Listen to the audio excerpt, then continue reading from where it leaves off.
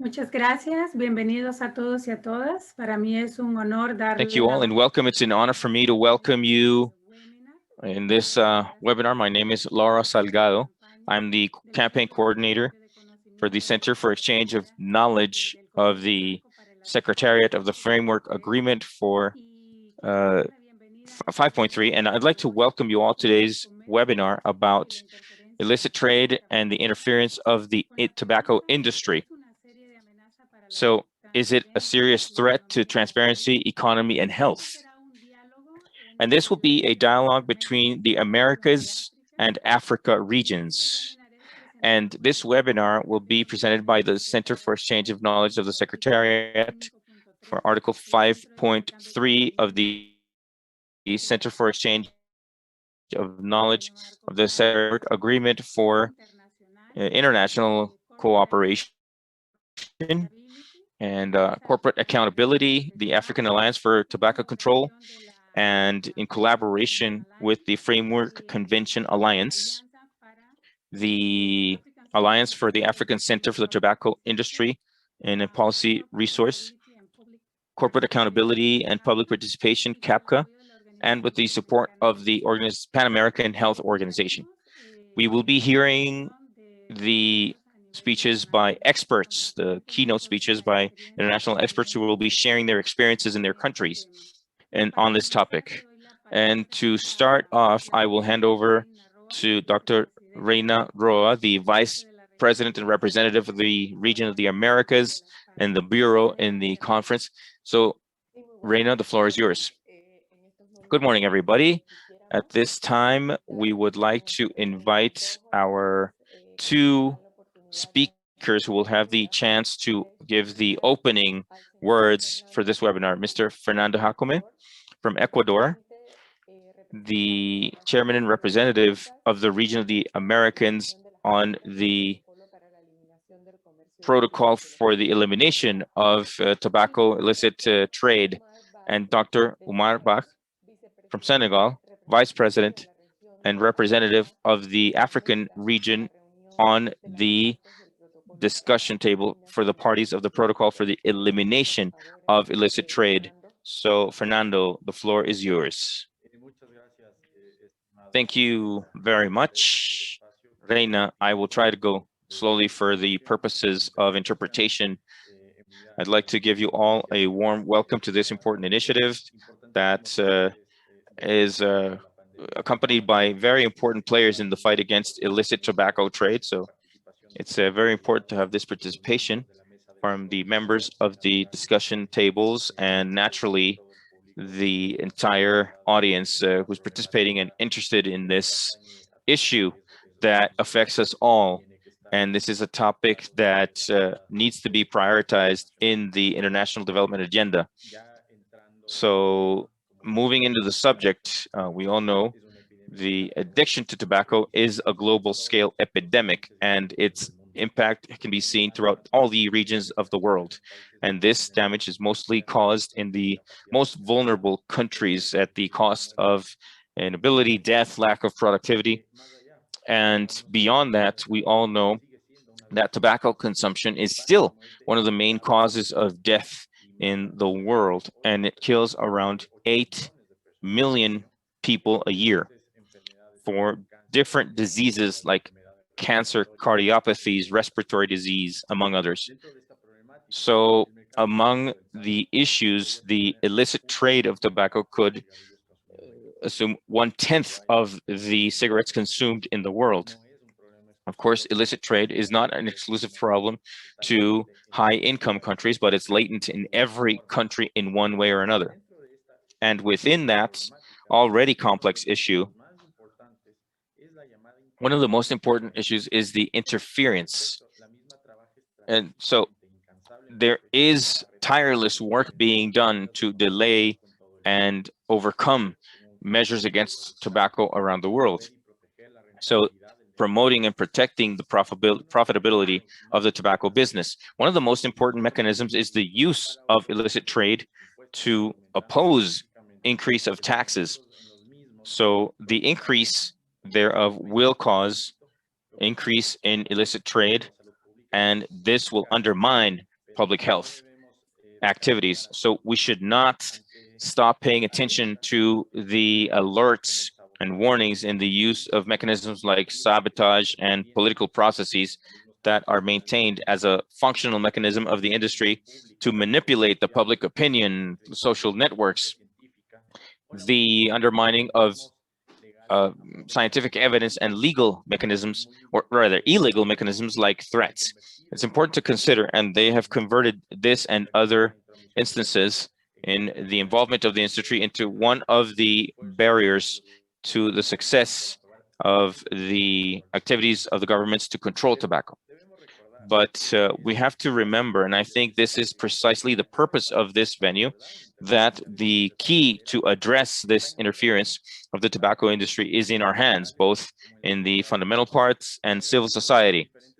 And we have different tools to face this issue, such as the framework agreement of the World Health Organization for tobacco control through Article 5.3 in its general obligations, which establishes that when implementing public health policies regarding control of tobacco, the parties have to act to protect commercial interests and other interests created in pursuant to the international conventions.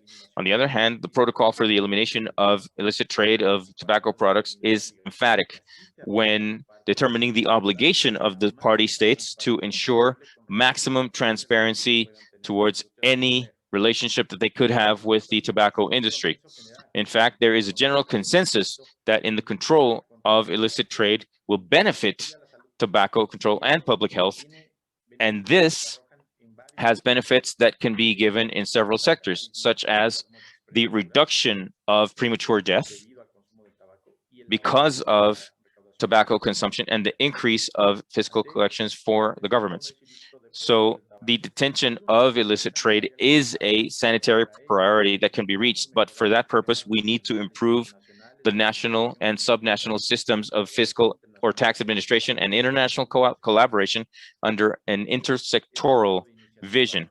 So in this webinar, these initiatives seek to promote these spaces with a multi-sectoral focus and multi-regional focus, in this case, so that experts in the fields and representatives of the regions selected in the Americas can share their experiences and lessons learned and challenges in key points in this issue, such as addressing illicit trade as a serious threat for transparency, economy, and the imperative need to continue in the implementation. So this framework agreement and the protocol, and once, or an imperative need to seek mechanisms to detain the interference of the tobacco industry in the accumulation of policies. This undoubtedly is a threat and is a fact that happens every day. So I have nothing but to congratulate the organizers of this important initiative and wish you all success as a function of the joint fight that we have to stop this pandemic and damages all of us. So thank you, and I hand over now to our next presenter. Thank you, presenter. Omar, please.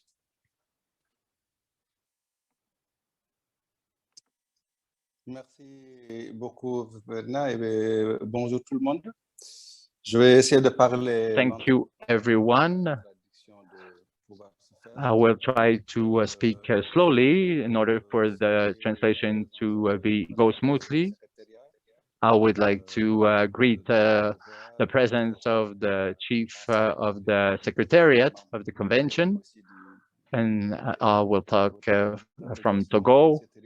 I would like to also greet all the participants from the African region. I would like also to congratulate the ATCA, ATCA, for organizing this meeting that allows to countries in Africa and the Latin American zone to exchange and establish a dialogue and I do congratulate for the presence of our the chief of the Secretariat, Mrs. Adriana.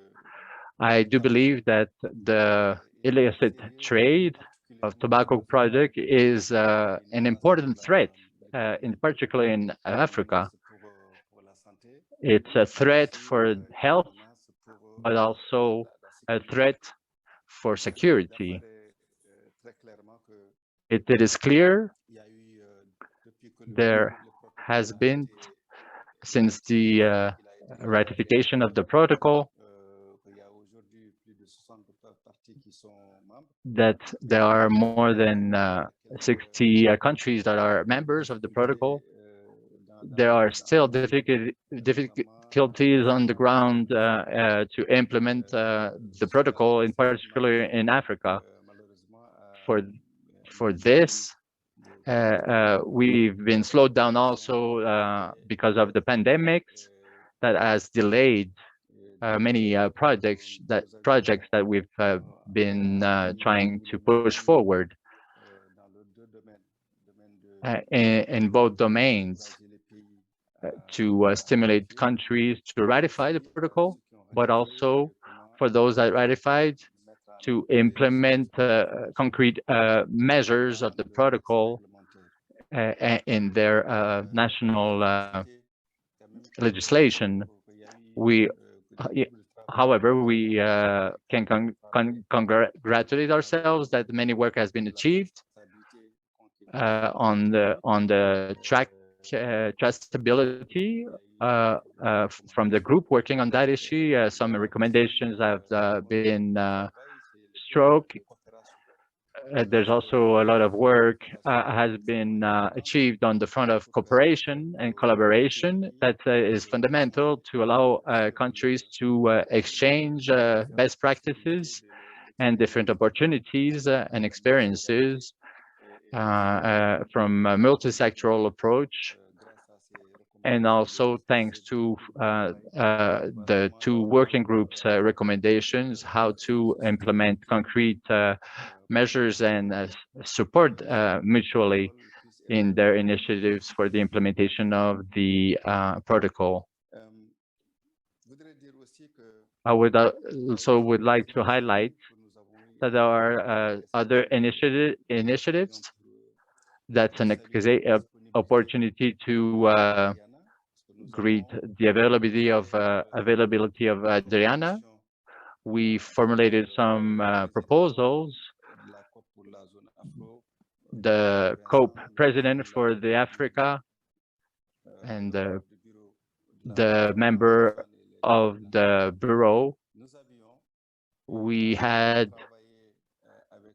worked with the Secretariat to explore how we can strengthen the collaboration between the Secretariat and many organizations at the regional level and sub-regional in Africa, because we believe it's very important to tackle our own reality and how it translates in our reality.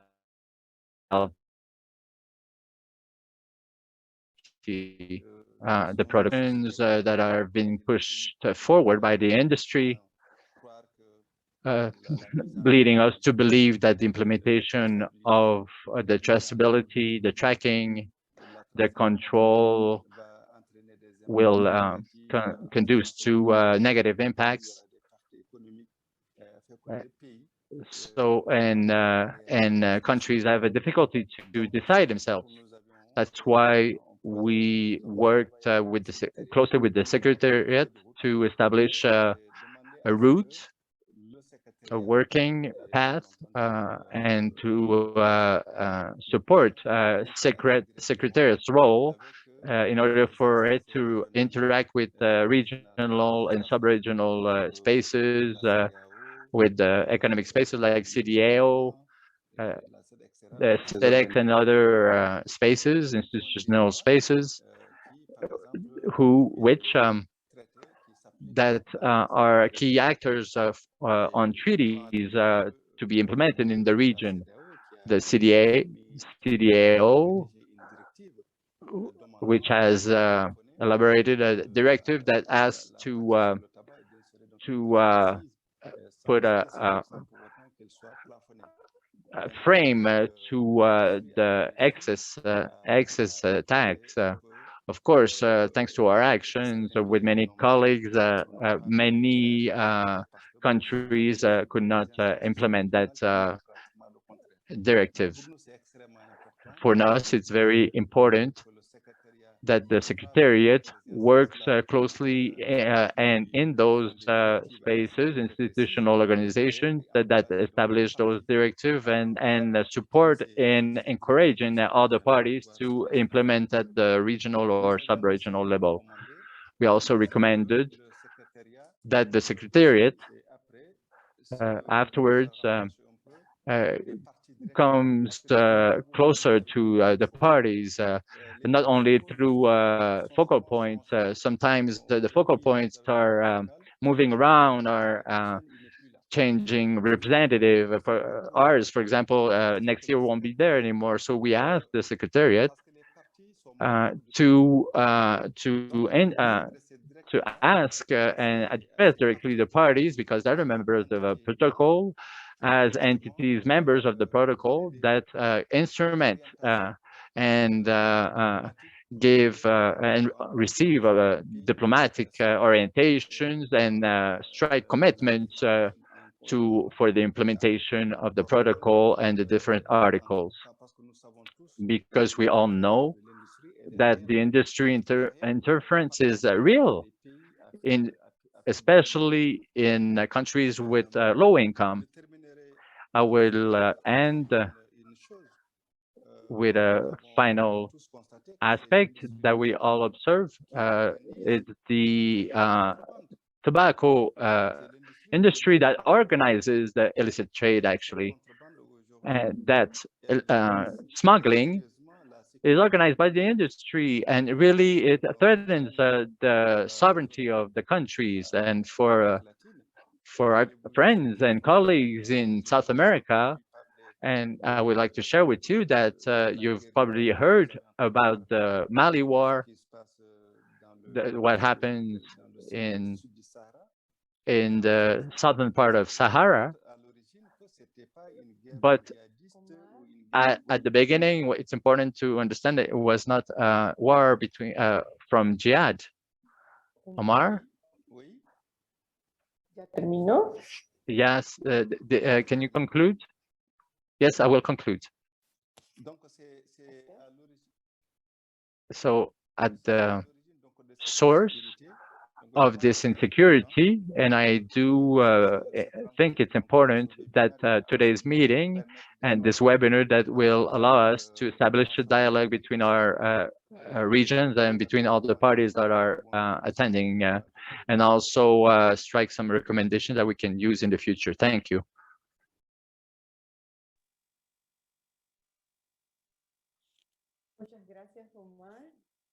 Thank you very much, Omar. In this moment, I will ask you for the approach of the first issue, which is the interference of the tobacco industry. It is for health, transparency, and economy. I am calling Adriana Blanco Marquizo, which is head of the Secretariat of the Framework Convention on Tobacco Control, and she will do an introduction to the role of the civil society in this process. Please, Adriana, we are hearing you. ¿Podría, por favor, apagar su cámara? Omar, can you please turn off your camera? Thank you very much, Reina, but I will speak in English in this conversation. It's a pleasure to see the colleagues from the Bureau. Really, I feel like I'm in a joint Bureau meeting because we have our colleagues from Afro in here, the president of the MOB2 and Dr. Roa. So it's really very good that they can share with all the participants their knowledge and their views on the protocol. So, well, first slide, please. Following, please. So this is just a summary of what I'm going to talk about, a little generalities about the interference of the tobacco industry, and as Reina said, the role of civil society. Next one, please. So we know, and we have been this slide many times when we talk about the interference in general for convention. And we know that these are the strategies that usually the tobacco industry use, trying to maneuver the political process, trying to say that they are really very important to the economy because they provide a lot of money through taxes, money that we need to say is not from them because it's money that the people who buy their products is putting in the coffers of the countries.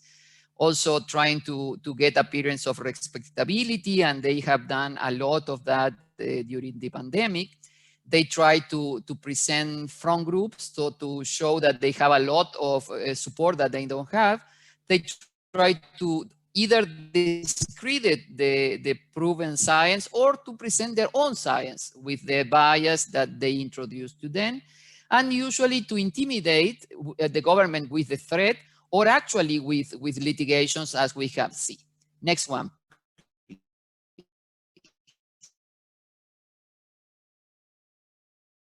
In the context of illicit, applying the same playbook that they have developed through all these years. And this began even during the negotiations of the protocol on illicit trade, where they tried to undermine and water down as much as possible the protocol. And it keep on going in all the same areas that we have seen before in the convention. But there are some, let's say, specificities that they adapt for the illicit trade. Next one, please. So that they try to undermine the process is to present themselves as a partner, okay? Because in any other product that we need to face illicit trade, usually the illicit companies are damaged by the illicit trade. But in this case, as Dr. Bad has signed it, that really they are part of the illicit trade. So this is a way that they are benefiting because the money that they get for the product is paid when the product goes out of the factory. So they get their money anyway. And the one that really loses here are the governments, and they use these losses against those governments to try to frighten them. So we know also that usually they are closer to customs, border patrol, police, because, okay, they are still a legal business. So of course they are around them, but unfortunately they portray to this organization as a partner, and they have been having hundreds of memorandum of sometimes financial help to the customs agencies, where they portray that they are helping when they really are there just trying to circumvent the regulation from themselves. And we know that they have some business that they have created, like, for example, the PMI impact, that is portraying itself as bringing together organizations, enabling them to implement impactful solutions. So they are helping all these organizations to really work against the illicit trade. They have also in PMI Impact an initiative called Stop Illegal. And this is Stop Illegal in their own words. They say that eradicating illicit trade requires a global solution. And Philip Morris International is taking a leading role in this fight.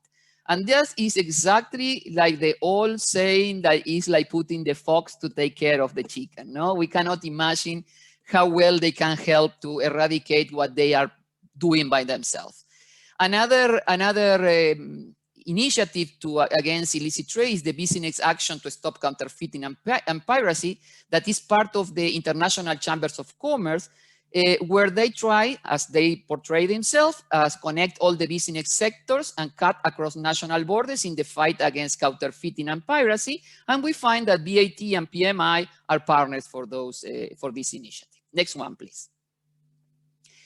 The other thing that they do is provide misinformation. For example, overestimation of the size of the illicit tobacco market at country level. And I'm not going to talk, but I'm probably, Rosa is going to mention the experience of Pajo and Mexico, where they really overestimated the tobacco market there.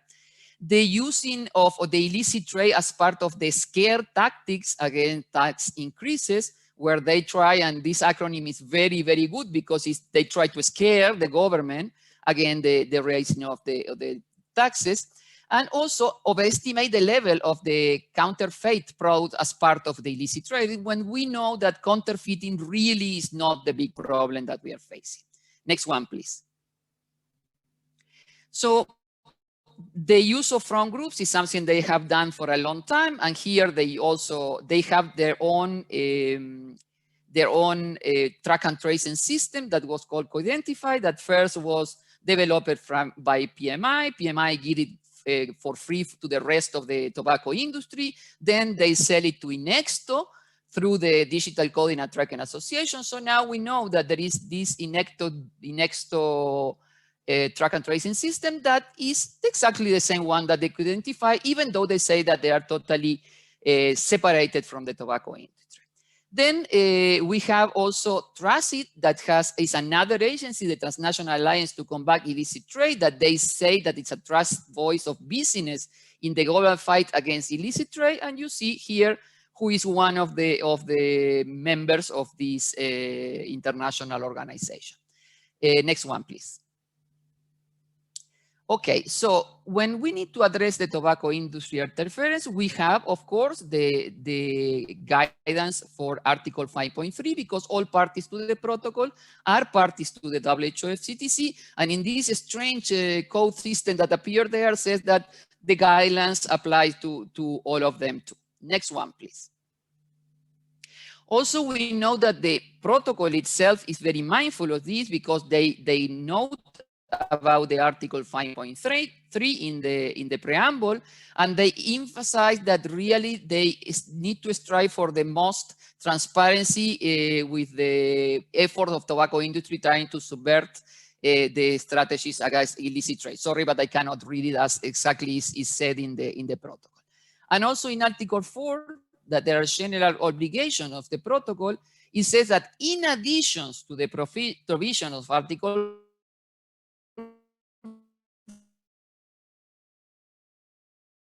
5, parties shall, the protocol, and also is reinforced when it says parties shall ensure that maximum possible transparency with respect to any interactions they may have with the tobacco industry. Next one, and then they go even further when they talk about tracking and tracing system that really is the backbone of the protocol. And they are very clearly stated in Article 8.12 that obligations assigned to a party shall not be performed by or delegated to the tobacco industry. This is very important, because that is why countries need to see very clearly the track and traces agencies that are helping them or trying to offer their system, if they have not have not relationships with the tobacco industry. Next one, please. So what the importance is, what is the role of civil society in the context? Adriana, te quedan 2 minutos. Thank you very much. It's as important, and it has been during the whole trajectory of the convention, okay? Because the Article 2.1 of the protocol even legally says that the provision of the WHO FCTC that apply to its protocol shall apply to this protocol in particular. So therefore, Article 4.7 of the convention applies to the protocol. So the participation of civil society is essential in achieving the objective. And in the guidelines of Article 5.3, talking specifically of the combating of illicit tobacco trade, we talk about the essential role of the civil society. And then really, they have had, next slide, please, a lot of roles. And I will say, please don't feel bad if your logo is not here, because I just tried to put some one of the ones that are more related perhaps with the tobacco industry interference. And we have a knowledge hub for that, that Laura has named at the beginning. We have different approaches from NGOs that goes trying to see all the interference that the tobacco industry is doing, from like, for example, like one of them, corporate area accountability, and we have some that has a little more academic approach, like the University of Bath, when they try to find from an academic point of view the interference of the tobacco industry. We have NGOs like tobacco-free portfolios, for example, that go against the investment of different pension funds in the tobacco industry. So we see that really all the civil society may have many roles, since the usual watchdog role to roles much more important in showing really and naming where the interference of the tobacco industry is occurring. So with that, thank you very much, and I hope that you enjoy the rest of this webinar. Thank you.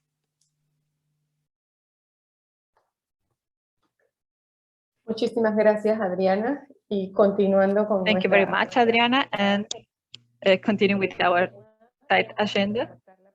The next issue will try to answer the question, what does means an efficient action to combat the illicit trade of tobacco? This issue will be treated by two experts, Mr. Dudley Tarleton, specialist of the United Nations Development Program, and will be focused in the road of for a multi-sectorial approach, developing national strategies and plans, and establishing a multi-sectorial coordinating mechanisms on tobacco control. And the Master Rosa Sandoval, chief at the Pan-American Health Organization, that will do some reflections about Articles 5.3 of the FCTC and the Article 4.2 of the protocol and the decisions from the COP and the MOP. She will also have a special mention to the importance of quantifying illicit trade. I hand over to Dudley. Each panelist will have 8 minutes to speak. Thank you. Perfect. Thank you, Reina, and hi, colleagues. Thank you, colleagues. Just by, sorry, I'll start by thanking ATCA and the Knowledge Hub for coordinating the meeting and convening the really impressive group of colleagues who are involved in this fight with us. The work that I'll present today is joint work. Everything that UNDP does on tobacco control is in close collaboration with the Secretariat of the FCTC and with the World Health Organization. So we're really grateful to the partnership with our UN sister agencies. And then one slide I didn't have here, but want to mention is that really the time is right for really putting a lot of effort into combating illicit trade. The COVID pandemic has really increased the importance of the revenue authorities to maximize every existing resource channel, and this is a key part of it. And we're getting these this topic into a lot of these planning and finance discussions throughout governments too. So if my slides could be shown, I can run through quickly with the overview. I will, as Reina said, I'll begin with a quick overview of the first two Article 5 sub-articles, and then that'll lead to Rosa coming in after with Article 5.3. So next one, it works better when I've got when I'm pushing it myself, but I hope the animations aren't too confusing. But essentially, I think the group here are quite well acquainted with Article 5, and specifically the ones to focus on here are Article 5.1 on developing national strategies and Article 5.2a on specifically national coordinating mechanisms. Next, please. I'm going to push twice. Yeah. One more. Again. Okay. So this is a slide that we show sometimes in countries just to make key how critical Article 5 implementation is. This is a party reporting to the FCTC Secretariat about what barriers they face. And if you go forward a little bit, I think they'll be circled really and just make the linkages here. Article 5.1 on strategies, of course, next.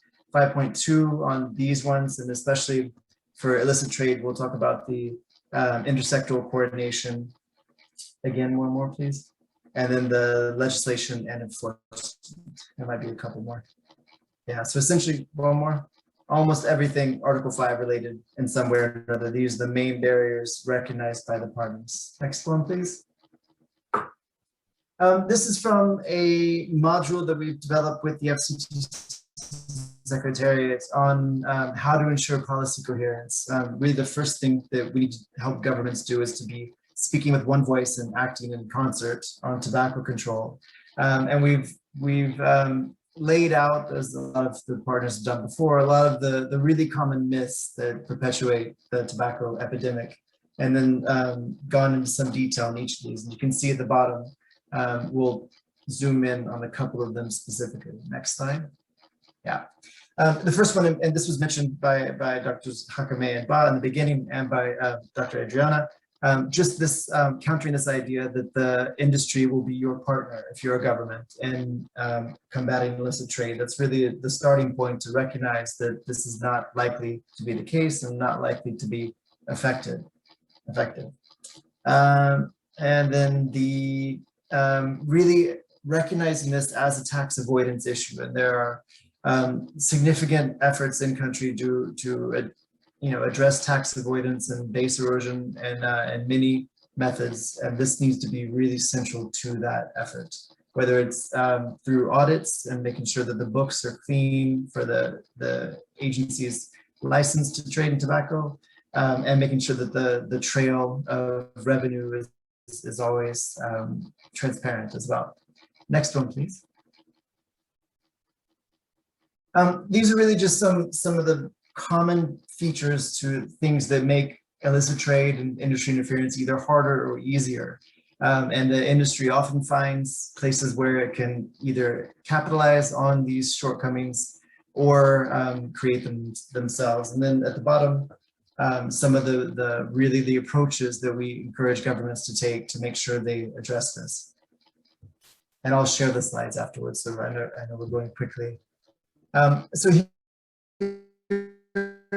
here's from a toolkit that we developed jointly. This is the article by article look at some of the key partnerships and key engagements of other non-health ministries that make multi-sectoral approach really having that stake in tobacco control and recognizes it as being in the interest of that other non-health ministry as well. Next one, and you'll see that Article 15, of course, really it's just a short list of the absolutely essential partners in the government, and really there will be more ones in each one. Next, please. The same, the green agencies here are essential, considered essential for tobacco control. Blue are the ones who really should be involved, and here you'll see the Revenue Authority, Customs Authority, Planning, even getting down to the Standards Authority. Really a wide range of stakeholders who need to be engaged for effective illicit trade combat. Next, please. So we put together a few tools with the Secretariat of the FCTC and with WHO to help what we call tobacco control governance. And so the main audience for these tools are the governments themselves, but our efforts are really accelerated and amplified by our partners in civil society. And so these are, for the most part, yes, they're all online, and I encourage everyone just even Google them or write to me. But really, they don't need to be used or implemented by the UN. They should be straightforward and can help with any types of capacity building or accountability activities. Next, we'll look at a couple in a little bit of detail. So this one is on support for Article 5.1 on national strategies, and there are a couple of sections in there to work on illicit trade specifically. And this one looks at some of the key questions to ask to make sure that Article 15 is being implemented properly. Next one.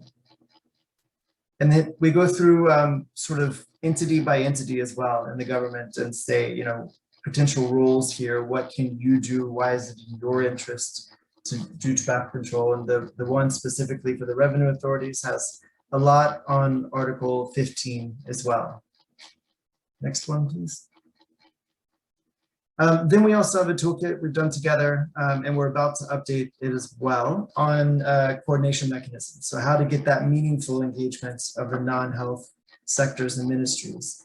And it goes through, and there are toolkits in there and worksheets, and there's really a lot of just material that can be used in setting up these coordination mechanisms, but also in strengthening them and making sure that they're actually meeting, that the meetings are practical, that they stick to the work plans that they have each year, the right people are sitting in the meetings, and that they're organized well.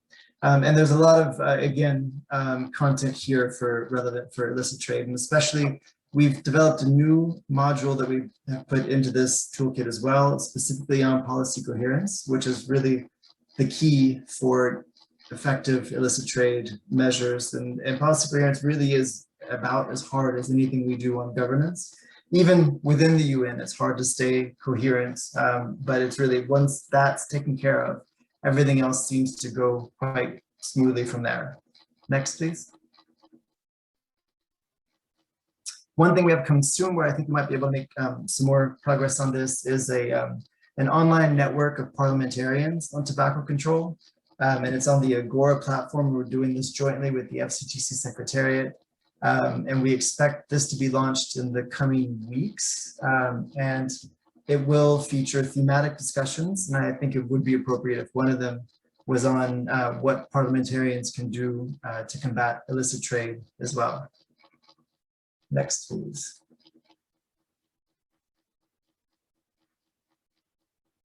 Next one.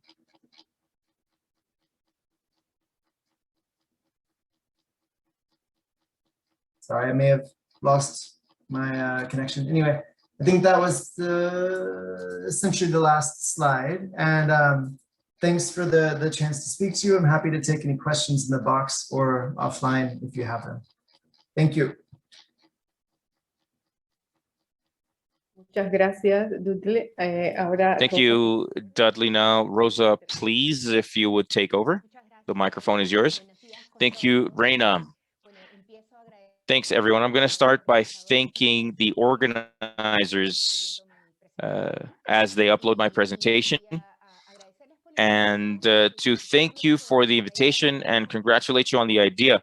I think that it is very interesting what is being stated in this scenario in terms of discussing jointly everything regarding the tobacco industry and illicit trade, and at the same time promoting an exchange between the Americas and countries in Africa. So congratulations on this, and thank you for the invitation. I don't know if you can please share my presentation on screen. Well, in the meantime, what I'm going to do is to share with you today some perspectives regarding the experience and what we've seen in the past few years in the Americas region in terms of interference on the illicit trade in the tobacco industry. The first 3 slides, I'm sorry, I'm going to ask if they can share my presentation. Apparently, there are some technical issues. Rosa, if you could maybe speak in the meantime. Okay. Well, the presentation starts off, when we can see it, first with a reminder of what Fernando, Adriana, Dudley have mentioned, which is the Articles 5.3 and the Framework Convention, and the directives of these Articles 5.3 and the indications express measures that need to be taken and into account to protect the discussion and the design of health policies for tobacco control and interference in the industry. And here's the presentation. Good. So also a reminder of Article 4.2 in the protocol, which is a calling. If we could go to the 3rd and 4th slide, please. So this is the context that I want to show you of this situation in the Americas, and we'll see in the different slides we have, in the case of the Americas region, 2017, the member states of OECD approved the strategy for control of tobacco in our region.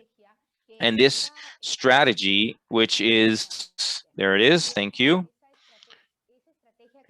This strategy, which is in sync with the global strategy approved by the party states, has specific goals regarding Article 5.3 and the protocol. In the case of Article 5.3, it is a calling on the implementation of mechanisms for the management of conflict of interest, which is one of the ones that's dealt with in the convention. Now, there is a reference to that, and you could see that in the regional strategy. And also, it calls upon the ratification of the protocol. So I know that there are goals in reference to the industry and the protocol. Next, please. In this effort for this strategy, which goes to the year 2022, then last year as a Secretariat of the member states, we reviewed the advancement of the countries, and I'm going to focus on some points that we found regarding the advancements of these countries in the interpretation of measures regarding the management of conflict of interest and others with Article 5.3. So you can see that we only have 3 countries in the region that mention explicitly Articles 5.3 and their measures on tobacco control. So I think that it doesn't mean that there's no other countries. Yeah, we have, let's look at the slide with the numbers, please. These are the countries that are mentioned in Article 5.3 in their tobacco control. It doesn't mean that there are no other countries in the region that do have some regulations through decrees or topics that come from the executive power, but these 3 have them in regard to what has been mentioned in their own law. I'm going to assist myself with the presentation I have here so that I can follow the thread of the issues that we have.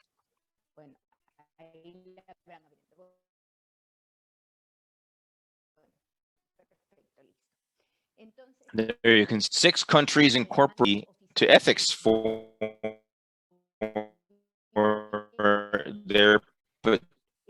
the governments and incorporate this type of regulations, ethical laws for government staff, for lobbying, and similar topics. So we have 6 countries in the region that address the topic through codes of conduct or similar codes. And we have 8 countries that do it through decrees from the executive or regulations, and 8 countries that do it through a mix of different instruments. So in summary, what you can see, there's few countries still that are addressing the topic as such. Next, please. Yes, we have the interpreters on. Thank you so much.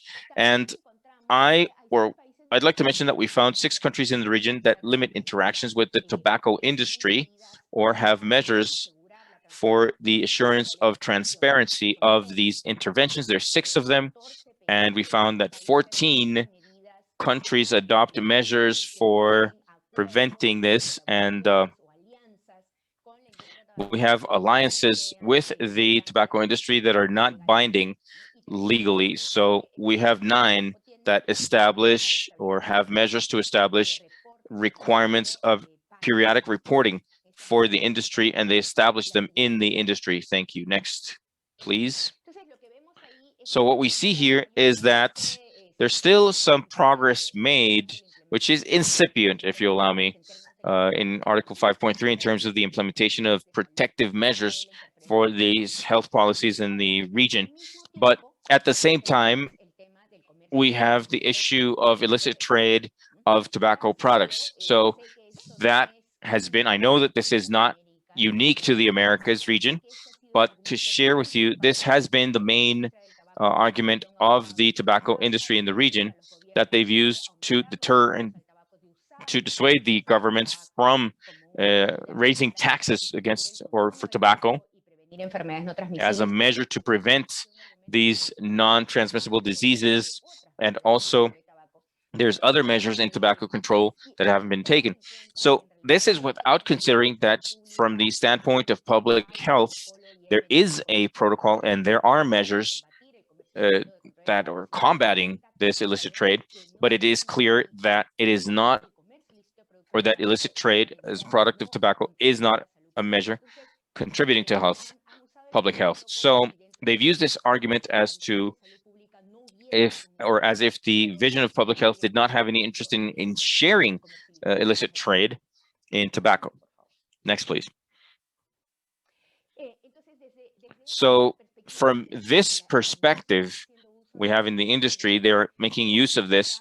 And the topic is that until not long ago in the Americas region, there was a discussion on illicit trade of tobacco products, and that was led by the tobacco industry, which presented some numbers and without evidence, and also used sources and figures that are not reliable for estimating the actual size and actually knowing the size of illicit trade.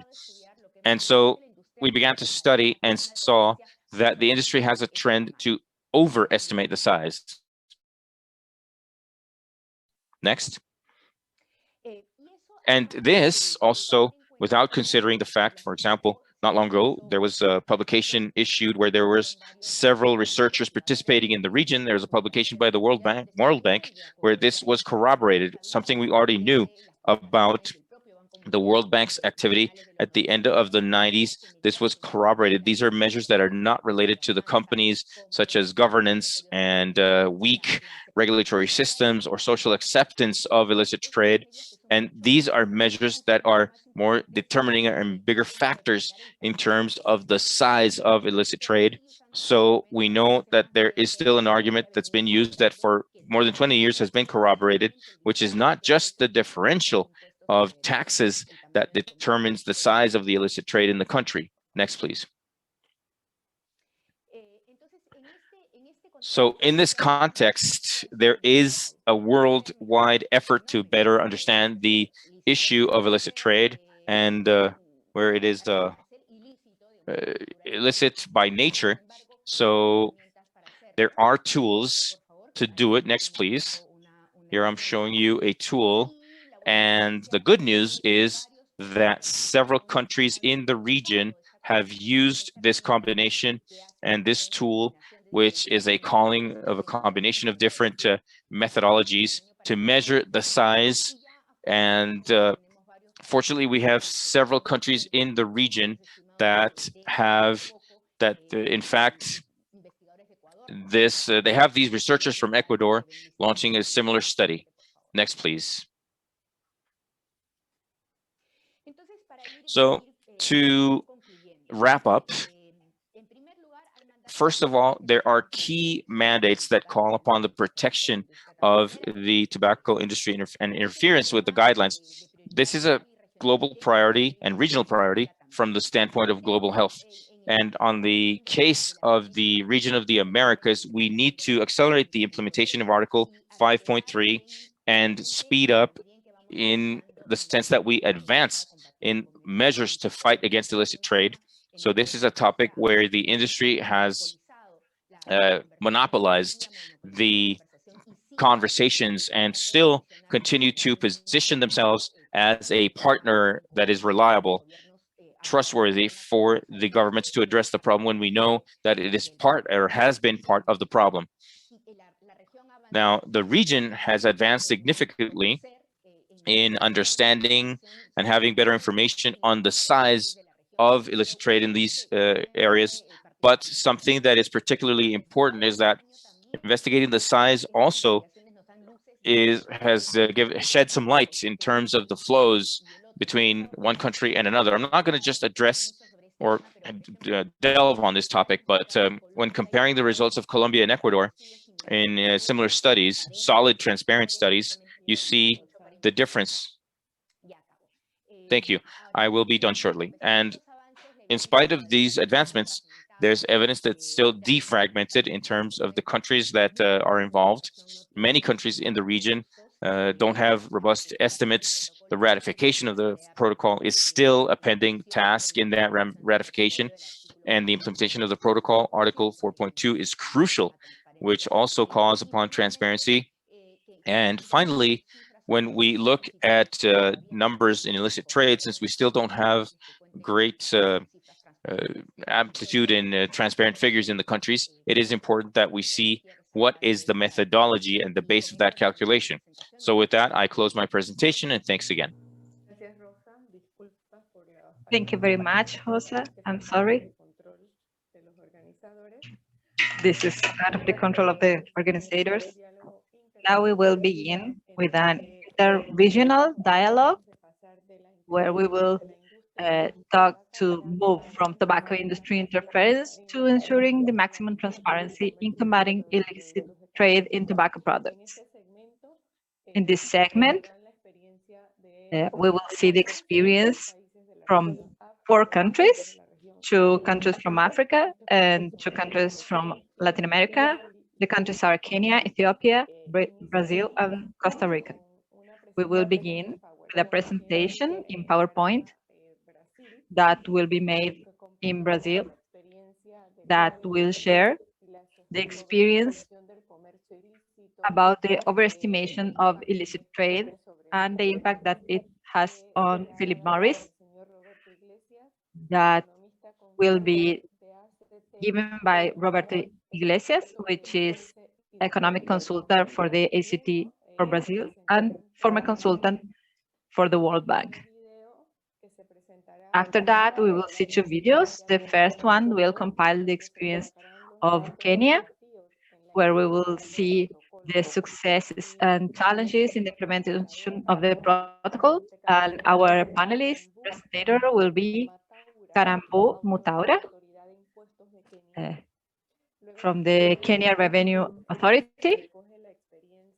And after that, we will see a video with the experience of Ethiopia about the progresses in the process for the adoption of the protocol, illicit trade and tobacco industry interference. It will be presented by CCICT from the Ethiopian Public Health Institute. And we will close this part with a video from Dr. Nidia Amador, a civil society representative from Costa Rica, that will share her reflections about the Chamber Against Illicit Trade. She will talk about ANSHAM and TRESIT. I will hand over to Mr. Roberto Iglesias to share his presentation or his experience from Brazil. Roberto, please. Thank you very much. Reina, thanks for the invitation. Good afternoon, good evening to everyone. Good morning. I will speak fast about 2 mechanisms of interference from the tobacco industry in Brazil. One is related to what Rosa said about using illicit trade to stop politics on tobacco control, overestimating the size of this market and scaring the authorities and the governments using the scare tactics, scaring the government with the illicit trade. And the second one is the project PMI Impact, where the industry look for presented itself as portray as partner of the government to help governments to fight this problem. Next one, basically, there is a long story that I will resume in this slide. PMI and BAT created the illegal trade in the 90s, exporting to Paraguay and facilitating the illegal introduction of the product of cigarettes in Brazil. I will speak here about some studies, but what Brazil did at the time was introducing a tax to the exportation to all the Americas region, cigarettes exportation that undermined the negotiation of the international companies, but the Paraguayan companies created under the mechanisms of the international companies, they continue exporting. So Actually, after the disappearance of transnational companies in Brazil, the Paraguayan companies occupied the space they live. But the argument of smuggling, it was used by the PMI and BAT to negotiate a reduction in the taxes and to negotiate an a partial adjust in the taxes in a context of inflation and this policy was followed for 70 years from 1999 to 2006. After that, they continued interfering with high numbers of smuggling to avoid increases in the taxes and to attack any other politics of tobacco control in Brazil. This is aligned with what Rosa said, that they use smuggling for the taxes policies and also to block any other initiative of tobacco control. What the community of tobacco control did in Brazil at the time. And here we can talk about not only about the national government and the civil society, but also about international organizations. The first place, they documented the operations in the 90s using the mechanisms of numbers of exports and imports. This was made by international organisms and the Ministry of Health and the civil society representatives. There was a work that showed the inconsistencies of the industry and the illicit trade. They joined the tributary authorities from both countries to start talking about this trade, because it was Paraguayan companies introducing the product to Brazil. And finally, efforts were made to estimate the volume of the illegal trade using official information from sanitary surveillance studies and other techniques that Rosa said, like studying packages and interviewing small samples of smokers. Next slide. Here, I would like to show a fast example of the recent inconsistency of tobacco industry. In the first decade of this century, it had lost prestigious because it was clear that they were part of the illegal trade. In 2012, Brazil made a huge tributary reform that increases prices and taxes, and the illegal market was in about 28, and it remained kind of constant after this reform.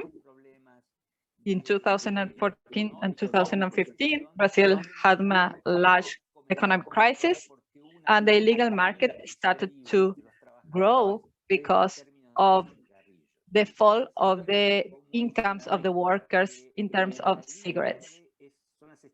In this chart, you can see the official estimation in the green line from the illegal trade. The blue line is the estimation organized by the industry through an institute called ETCO, and the red one is a relation among the average income of the workers and the minimum price cigarettes. So what happened? From 2013 and 2016, there was a decrease in the lot of cigarettes from the workers, and there was an increase in the illegal market. You can see that independent measures of this. So, after the recovery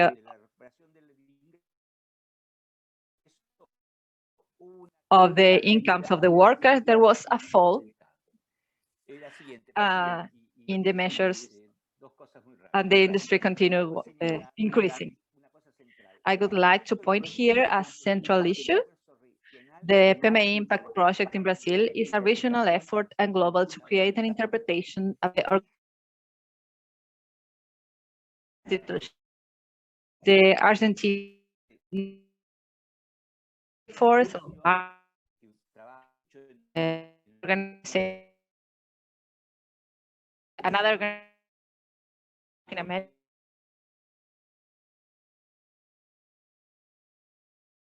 The university, and as you can see, all this Pero este es el curso que la Universidad de San Pablo, una universidad súper prestigiosa en Brasil, Justicia, otra universidad Mackenzie privada que también es buena, y PMI Impact realiza. Se llama Seguridad Multidimensional de las Fronteras. Y aquí los objetivos son entrenar a los agentes de seguridad y de vigilancia, promover la cooperación y cuando uno lee el currículum de esos cursos, se discute de todo menos de comercio ilegal de cigarrillos. O sea, el protocolo, por ejemplo... cigarettes. So, the protocol here is not discussed.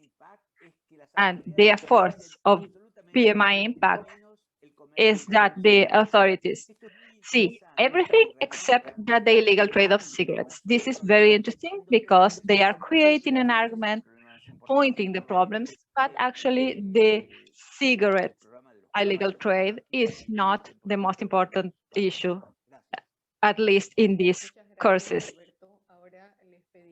Thank you very much, Roberto. I would like to ask you now to help me to put the videos from Kenya, but before that, I will use the opportunity to ask to the participants to do the questions through the chat. Good afternoon, good evening, wherever you are, and thank you for having me. Today, I'll be taking you through the successes and the challenges that Kenya has had in the implementation of the protocol. So Kenya ratified the protocol on the 4th May of the year 2020, that's last year, becoming the 59th country to ratify the protocol. The advantages that Kenya had, which really assisted in the successes, is that most of the measures that are required in the protocol had already been in place through the various tax laws and regulations and other acts such as the Tobacco Control Act. The first good example is licensing as required in Article 6 of the protocol. Through the Excise Duty Act of the year 2015, Kenya was already licensing manufacturers, the premises that these manufacturers use, their production lines, their products, that is from the brand to the retailing unit, and also licensing the importers. So what Kenya needs or has been working on improving is the licensing of the first purchasers of these items. The other success Kenya has had is in the implementation of the track and trace system as required in Article 8. Kenya has had excise terms affixed on tobacco and tobacco products since the year 2002. In the year 2013, Kenya implemented the track and trace system, which is a production accounting system, which taxpayers have to mark all the products that are destined for the domestic market. Kenya has improved largely on this system by working on a delivery module, which keeps a record of the first buyer of the products, and also by marking of exports through integration with other countries in the region. Kenya has always conducted due diligence on the traders of tobacco, that is the manufacturers and the importers. This is done during the licensing process and continuous monitoring of the licensed person. The various tax acts, that is the Excise Duty Act and the Tax Procedures Act, have a requirement of all licensees or all persons engaged in business to keep various records, And this has ensured that we have always had record keeping by the manufacturers and the importers of tobacco and tobacco products. Kenya has also been doing intelligence gathering by checking on the transactions of the traders. This is done by the Revenue Authority and also by the various investigative arms of the government. We have also been having a lot of international cooperation. We participate in workshops that are organized by WHO regionally and also by other civil societies. We have been doing a lot of technical assistance for other nations, other parties, for track and trace system, for licensing, and also we've had study visits to Kenya by these countries, either through WHO or through intergovernmental arrangements. We have also visited countries that require technical assistance. A good example is my visit to Sierra Leone in April 2019, where I assisted the country to draft their excise stamp regulations. Notwithstanding the successes that we've had, we have also had a number of challenges. Despite Kenya being a leader in the process of drafting the protocol, we seem to have lacked political goodwill to ratify the protocol in good time. And there are various reasons why that may have happened.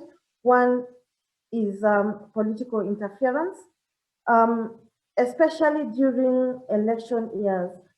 In the year 2017, just before the run-up to the general elections, we had taxes on tobacco products without filters reduced. And the reason that our treasury gave is that they wanted to ensure that the local manufacturers do not run out of business.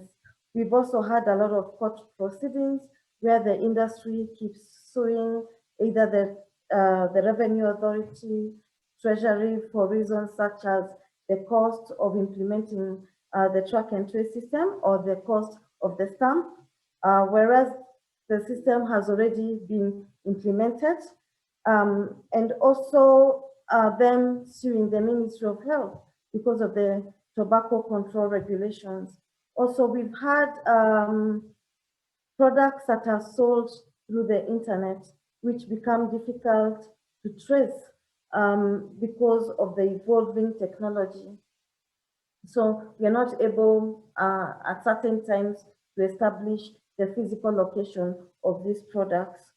The other issue we've had is the introduction of smokeless tobacco products, one of them being the nicotine pouches that are sold over the counter and therefore being accessible to children and teenagers and young adults, because this product had been registered as a food product, and therefore it became very difficult for the Revenue Authority to monitor. The good news is that the Cabinet Secretary in charge of health has since banned the sale of the nicotine pouches, but the company that is bringing this product to the market has been suing, has been visiting the ministry in order to try to have this product brought back to the counter, which we hope they do not succeed, because this has been one of the routes which has enabled children and teenagers get into smoking of tobacco and also drug use. Thank you. Aprovechando el cambio de video, quisiera volver Now that we have the change of video, I'd like to remind you of the participants that you can ask your questions in the chat of questions and answers. Thank you. Now, I would appreciate if you could play the video Good morning, good afternoon, good evening, where you have. This is Sisai from Ethiopian Public Health Institute. I'm working as a researcher there. So I want to give some information on experience of Ethiopia on illicit trade, tobacco industry interferences. Let me start first with the protocol. The protocol was started to be approved by the Ethiopian government in 2018.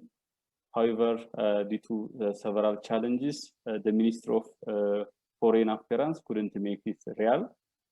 Now, most African country has ratified and entered to action. Due to this, we start the accession process to make ratify this process. So now Minister of Health through Ethiopian Food and Drug Administration is responsible. Now the protocol is under review by the Council of Ministers. However, due to several reasons, we couldn't make it real, and still we are waiting for their approval. There are some challenges like advocacy regarding to the protocol.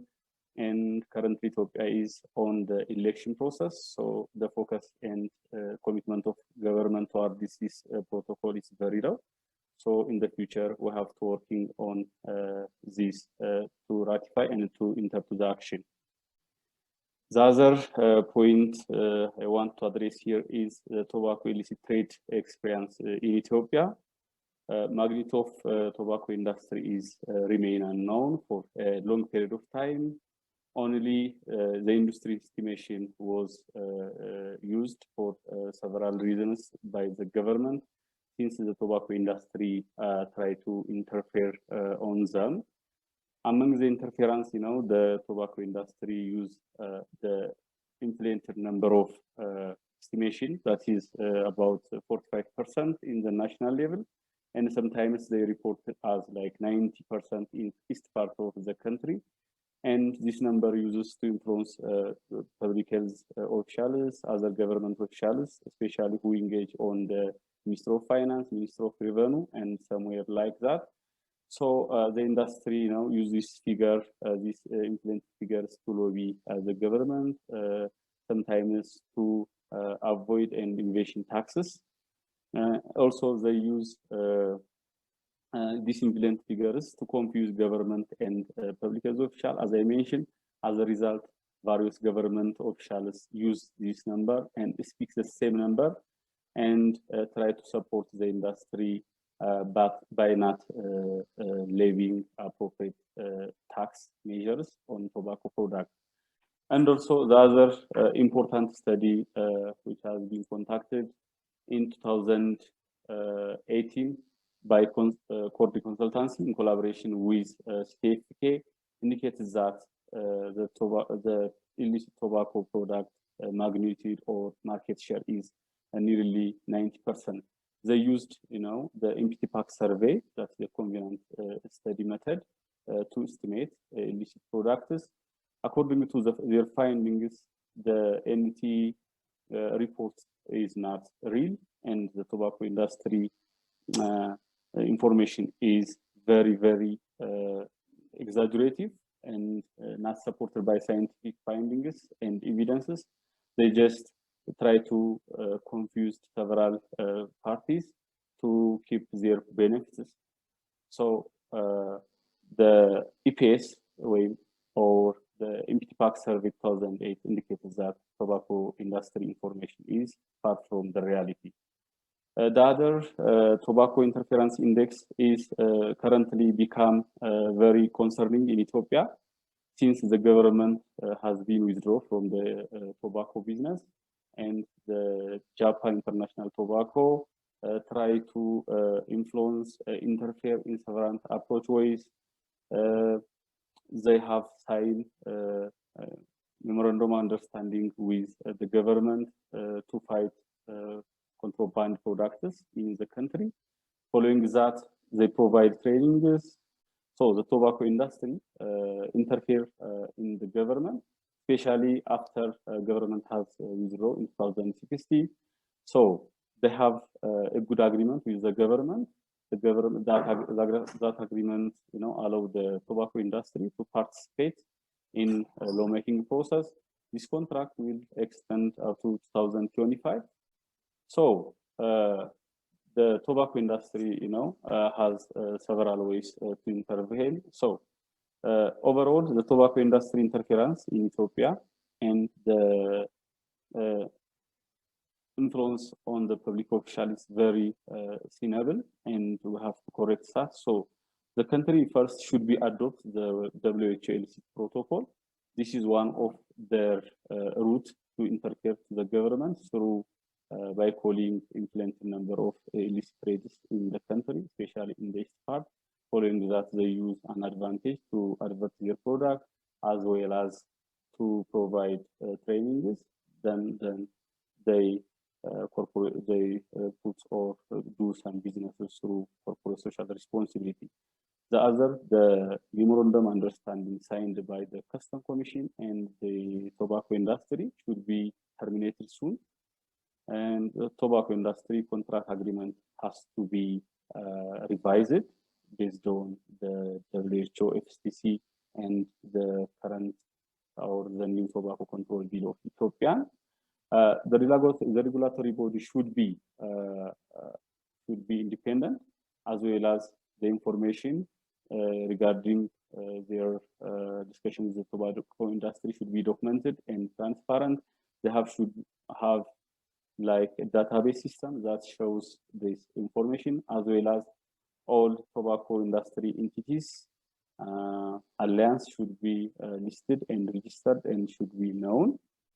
And also, tobacco industry was, as I mentioned, was awarded by the government. However, some efforts from civil society like Matthias from the Ethiopian Cancer Society, support from ATCA and the regulatory body try to stop that, and tobacco industry was not nominated this year because of these efforts. So such efforts should be continued, and the support of civil society in the government should be strengthened, and also the tobacco industry monitoring team and the National Tobacco Coordination Committee members capacity should be raising. Regular communication of FCTC Article 5.3 should be done for every government officials. Most of the officials are violate this because of lack of knowledge and awareness on this article and overall on the FCTC. The other thing and the final thing that I recommend is, periodically monitoring of tobacco industry interference, as well as tobacco industry illicit trade should be conducted regularly. Then I think we defend the tobacco industry. These are some of the points from side. If you have a question, I can come back again. Muchas gracias. Ahora compartiremos el video de Costa Rica. Thank you. We're now going to share the Costa Rica video. La Red Nacional Antitabaco de Costa Rica es una organización Costa Rica, de la sociedad the civil que gestiona Renata acciones en pro de Association is a civil society that is in Renata, favor of sin the health conflicto de of Costa interés, Ricans. propicia Without a espacios conflict para la of sociedad interest, civil Renata provides y empresas spaces in públicas civil y privadas society a fin de lograr la between implementación private de la and ley public de companies control to de tabaco y achieve sus efectos the nocivos en la salud. control of Costa tobacco and Rica its effects on ha health. ratificado Costa Rica has todas las ratified políticas emanadas all por of la the Organización policies Mundial de la Salud, issued by the World Health Organization así como in en el control of 2008 tobacco. And that is how in ratifica el 2008, Convenio it Control de ratified Tabaco, en the 2012 Framework Convention for Tobacco Control. In 2012, issued the law on tobacco and its effects on health, and regulations in 2013 to establish in 2016 ratification of the protocol for the elimination of illicit trade of tobacco products. Also this year, for public interest, it declares the fight against illicit trade by way of decrees. However, the original decree that was made up of 5 institutions was reformed for 2 decrees, including 3 private entities, which are the Costa Rican North American Chamber of Commerce, ANCHA, the Costa Rican Union of Chambers of Commerce and Associations of Private Companies, UCAP, the Chamber of Commerce of Costa Rica. With the participation of all these private entities, there are risks that compromise the public powers as such in the consolidation of these projects and proposals in draft legislations, the regulations, interinstitutional actions. There is a series of substantive functions that are exclusive to the state and the government of the Republic that make the private sector participate with a voice and could compromise the convention and the protocol for the elimination of illicit trade of these tobacco products. So it is important to point out that the ANCHA representative in this commission was the manager of corporate affairs of the BAT, British American Tobacco. Before the commission was revised by Renata for the request of this, it states that it worked in private sessions with Philip Morris. Specifically on May 2nd, 2019, there were a presentation by Susana Salas and Arturo Fernandez, both managers of the company, and the minutes state that the presentation on illicit trade of cigarettes, and I open quotes, traceability will always have its own particularities or specificities, and we don't see it feasible for countries that are producing, which shows the lack of interest in having transparent trade. Renata has promoted initiatives in order for the Ministry of Finance, which coordinates this commission, to consider the integration of these private entities and has advocated before the deputies who have presented their own documents about the legality of these. Another organization that is important to consider is the Transnational Alliance to Combat Illicit Trade, TRECIT, which is an organization that is a partner of Philip Morris International. TRECIT has been trying to interfere in the design of public policies in Costa Rica, requesting to strengthen the mixed commission against illicit trade and opposing the legislation trying to regulate contraband or smuggling of cigarettes. In August 2018, representatives of TRECIT came together with government staff, integrating the mixed commission against illicit trade. And in this meeting, which was organized by ANCHA, the members in transit came to the country and presented the global index of the environment of illicit trade. During an interview that took place by the Costa Rican press, Jeffrey Hardy, executive director of TRECIT, was emphatic in stating that the government should strengthen the work of the mixed commission, interinstitutional mixed commission. Well, there's three things that the government can do, and we're going to mention the first one, which is to strengthen the work of the mixed interinstitutional commission, which is presided by the Ministry of Finance. It is important that this entity is far more active, and especially to prioritize the actions to impact the government and illicit trade in the country to end it.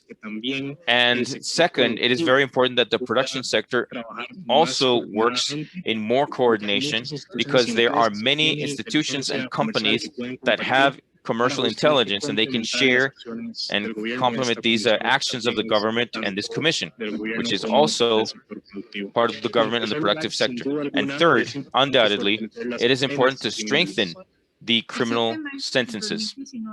On May 7, 2019, Transit came to the government staffs and industry officers during a conference on illicit trade organized by the International Latin American Alliance Against Smuggling, LAC, another organization with a strong presence in tobacco companies, to again present the global index of illicit trade.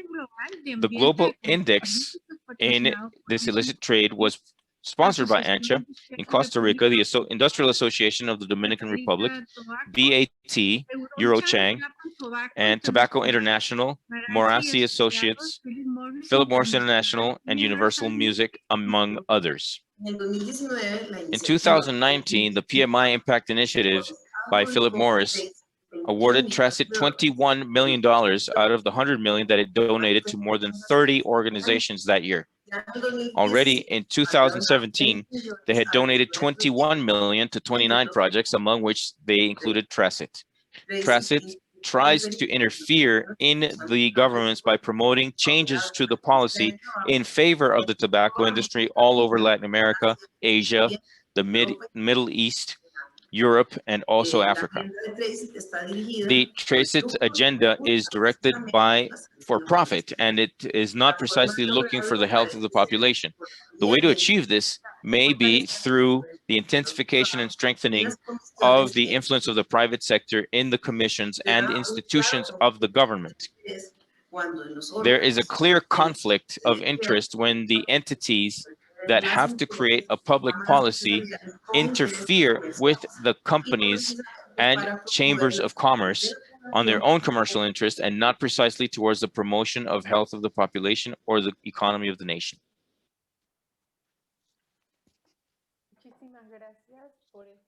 Thank you very much for these valuable experiences that you've shared.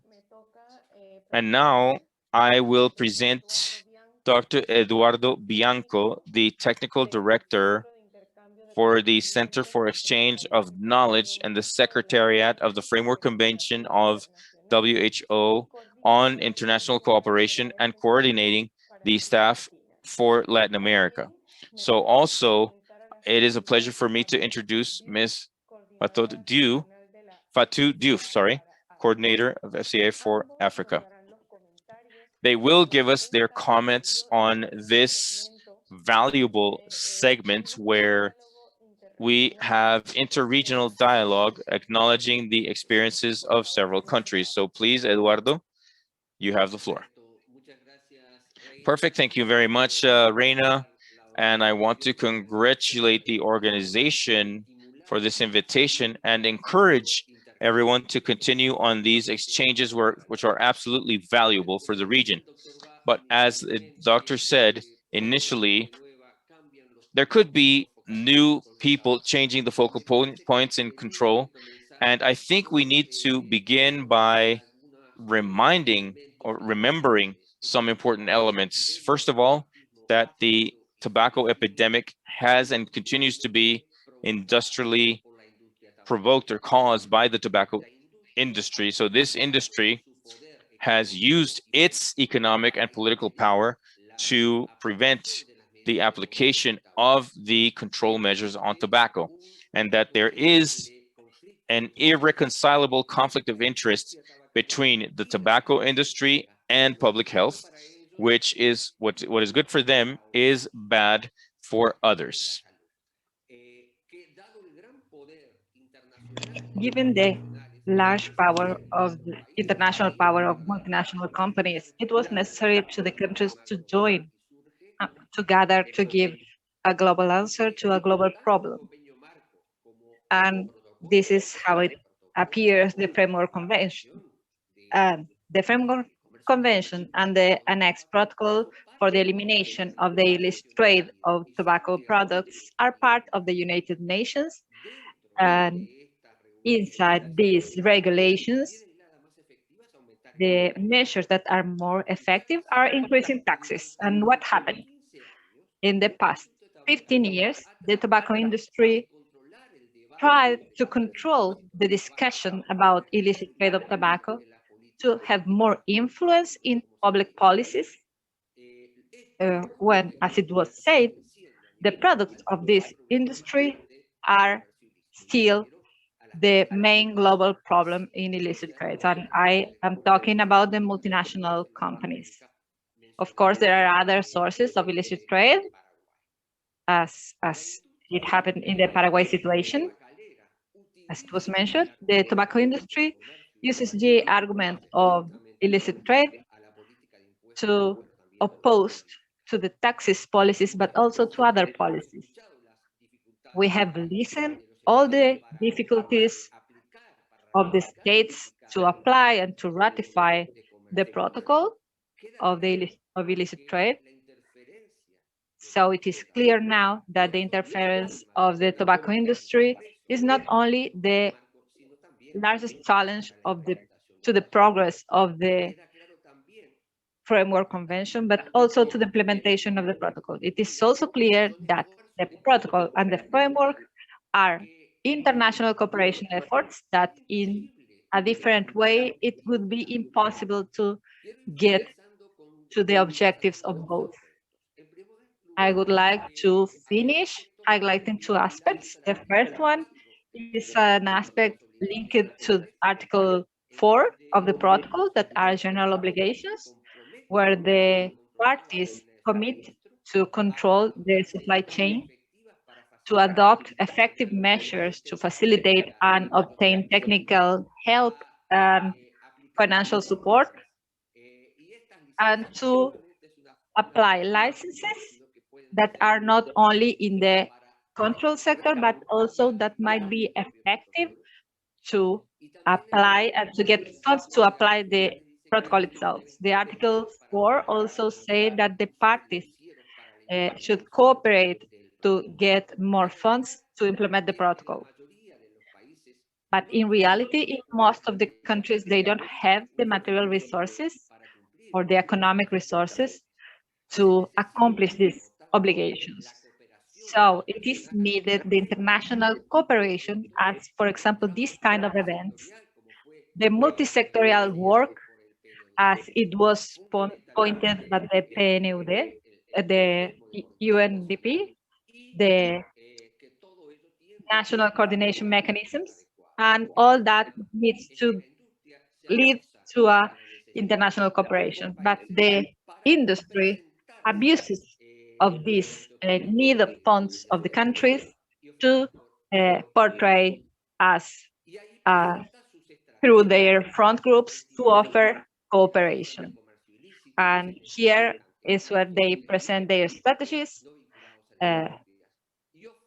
showing studies that are not independent from the industry, and they offer also trainings to the states, even in their own system of track and trace, that not only don't agree with the convention framework, but it violates the convention.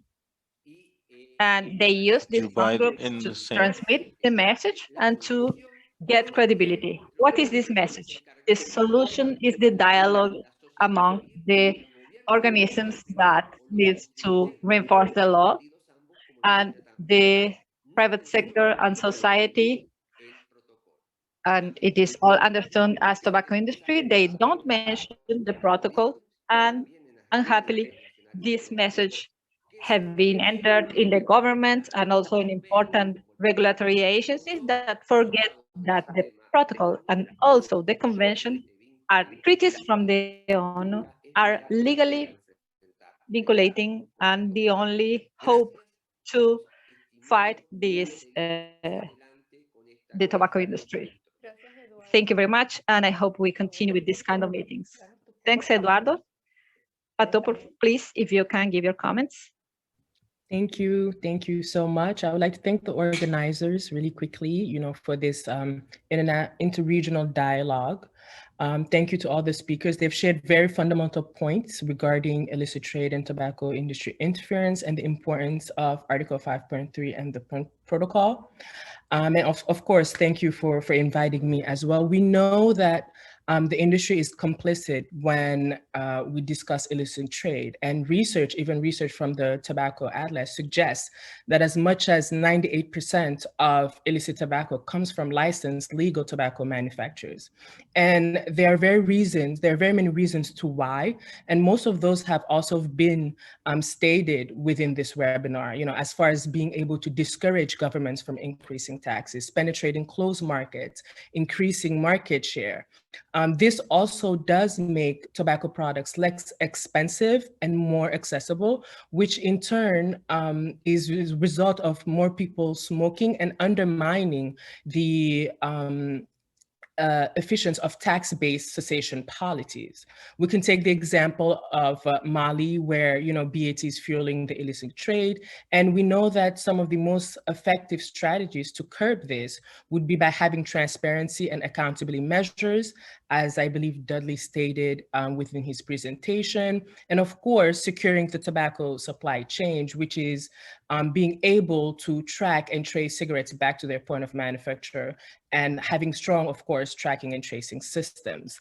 I believe that there's like 3 main points to really retain, which is the importance of Article 5.3 when discussing tobacco industry interference. We know that the industry promotes unreliable data and about the scale and nature of illicit tobacco trade. They have significant interest when it comes to it. They also do a lot of lobbying of government officials, interference by interfering in tobacco control activities, and even their willingness to fund hospitals, as CICE in Ethiopia stated.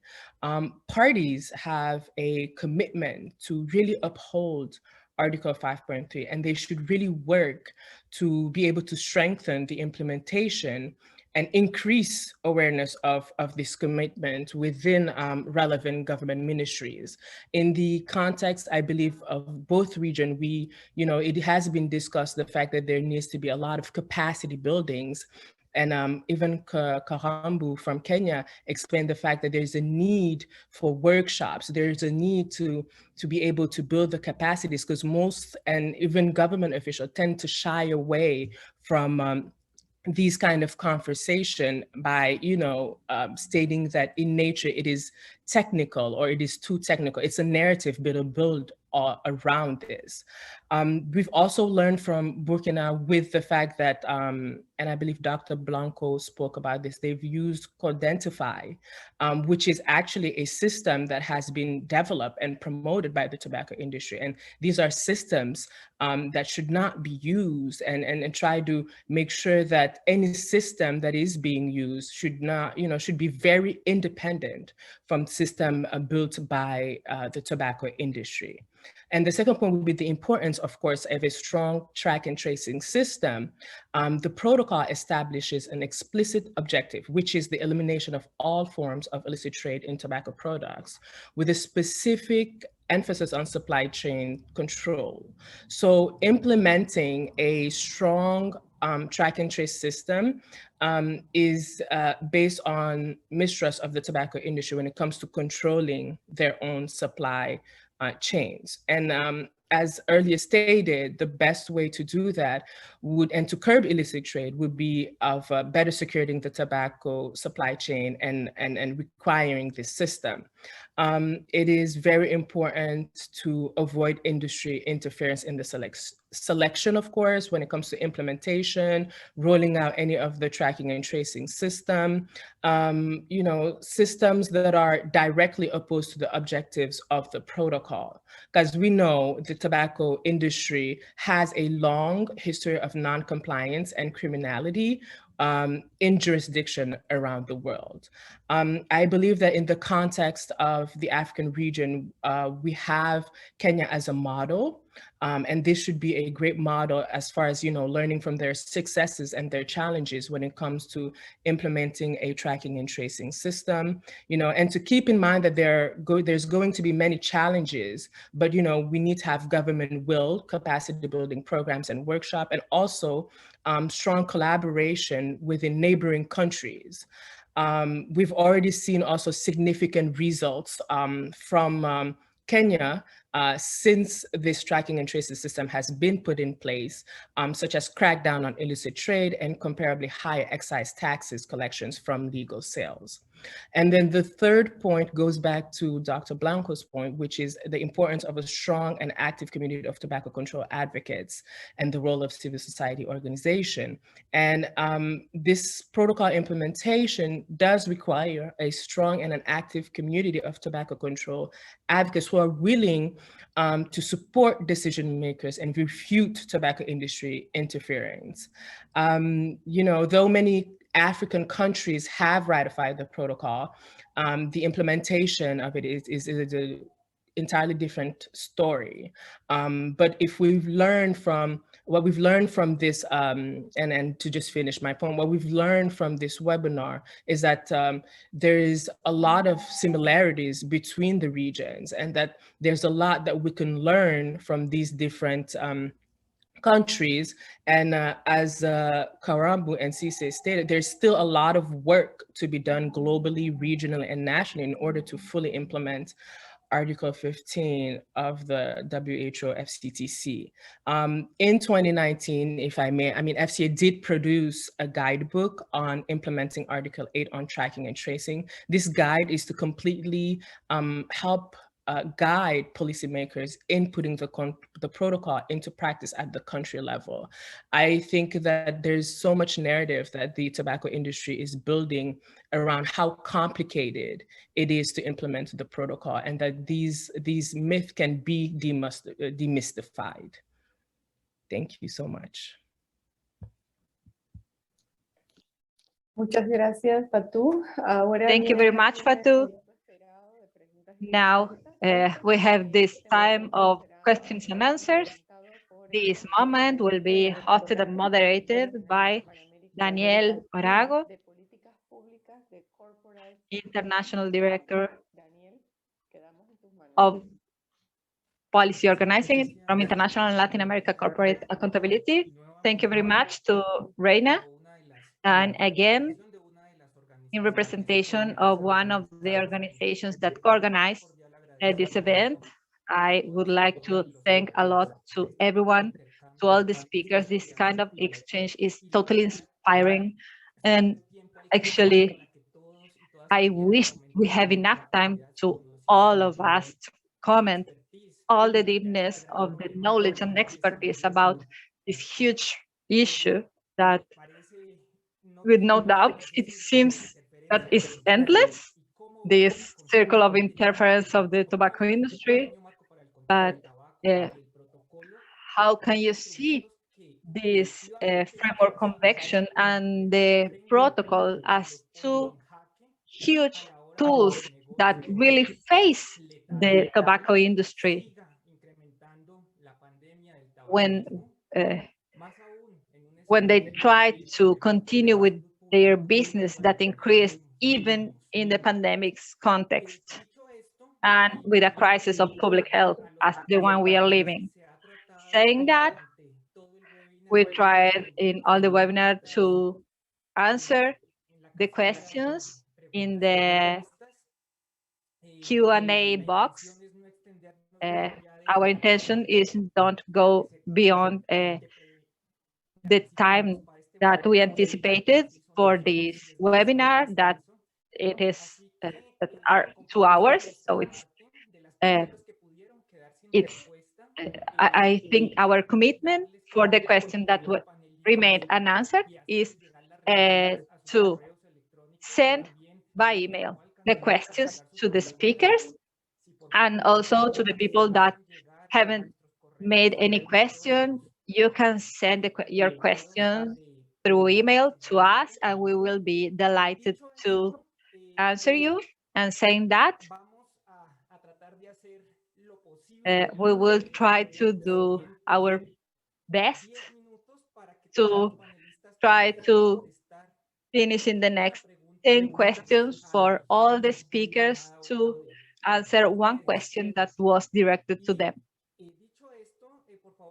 Saying that, please, I will ask to Dr. Adriana Blanco to turn on the camera to start with the question that was formulated to her. I can't turn on my camera. I don't know why. It said that it was unactivated by the host. Okay, but we listen you. So if you can answer the question, if it's okay for you. Okay. We had a series of questions related to the diffusion of the Secretariat about the protocol. Some questions related to COP9. So I tried to integrate it as only one, and I will ask you to please, I think I'm asking a lot, but to answer to all the questions that you received in the chat, but luckily we have little time, but please, if you can answer in 2 to 3 minutes. So the question would be, what is the work that the Secretariat have been doing for the diffusion of the protocol and the framework convention? And what is the we are breathing this in the face of the 9th Conference of the Parties and the second meeting of the protocol, having in mind the situation we are living. Be a COP, and they will include in the agenda issues related to the interference of tobacco industry surrounding about illicit trade, and if it will continue to tracking the considerations of conflict of interests adopted in the 8th Conference of Parties, and how these tools can be helpful to adopt policies on conflict of interests in the country. I know the question is quite complex, but please, okay, I will answer some of the questions, parts of this question. And what I don't answer, you can send this to me by email about what the Secretariat is doing on the discussion of the protocol. I will not talk about the framework convention, but about the protocol, that I have seen that most of the questions were about this protocol. They say that in Africa, there are few knowledge about the protocol. We are organizing 8 webinars. We, 2 of them already were done. We will have 6 more. And we are talking, we will be discussing more technical aspects of the protocol. So the colleagues that were making questions, they can send us the email, because we don't know if we will have different languages interpretations. So send us your emails so we can have interpretation. The COP9 will be developed virtually in a more shortened version, because it will be virtual in November this year. And the agenda will be published in June or July. There you will be able to see all the issues that will be included. Well, the rest I will answer through email. Thanks, Daniel. Thank you very much, Dr. Adriana. I'm sorry I don't have more time to make you more questions. Now, please, Dudley, if you can open your camera and your microphone. Dudley, please.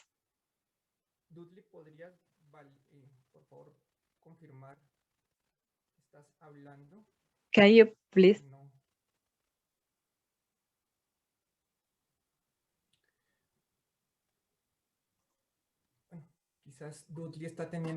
Maybe Dudley is having some issues here with his audio. So in the meantime, let's go to the question about integrating for the segment of the panel members who shared their experiences in the country. So I would ask Dr. Nidia Amador and economist Roberto Iglesias, Ms. Karambu Matura, and Mr. Cesar Verso to turn on their cameras, please.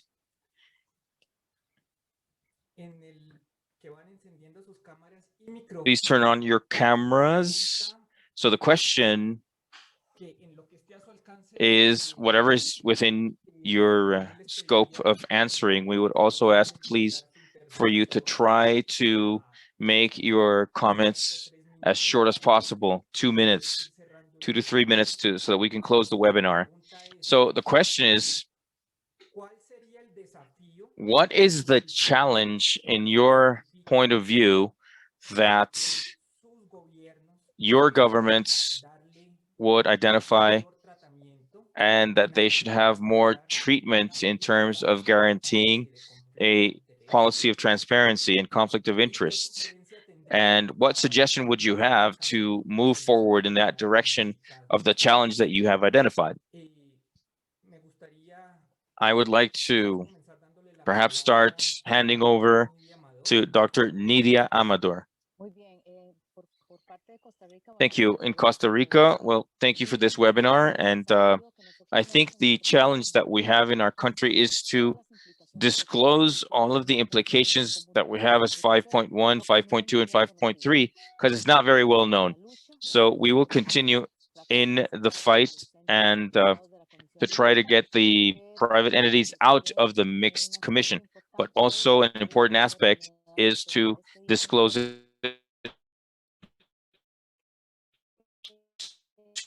to the new authorities. Thank you very much, Nidia. Same question goes to Ms. Karambu, please. I think in a bid for like our leadership to work on what the president calls his four agendas. One of them is manufacturing, housing, and he has other two. So as far as that is concerned, is that our leadership has a lot of meetings with manufacturers from all walks of life, and in these meetings you'll also find the tobacco industry. And even when things are not taken to them directly as the tobacco industry, we know that they have a lot of influence among the other players in their organizations, such as the Kenya Association of Manufacturers. So what our government needs to do is, even as we work towards eliminating illicit trade, we should not find ourselves caught up in wanting to show that Kenya is a hub of manufacturing, that we allow this industry to be the forefront of what comes out when we speak about manufacturing, and also for the different arms of government to work as one.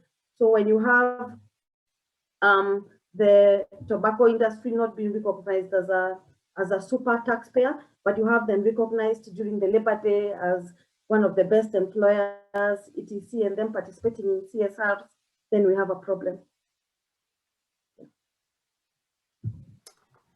Muchas gracias por esa.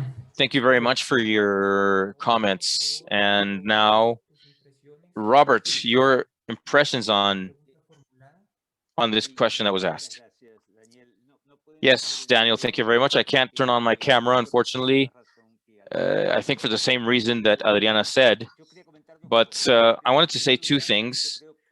First of all, there is a lack of following up of Article 5.3. Apparently he went silent.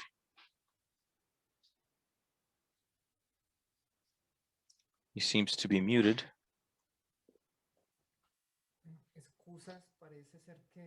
We apologize. Apparently, Mr. Roberto Iglesias had an issue with his connection. So in the meantime, I want to ask Mr. Sisai his comments.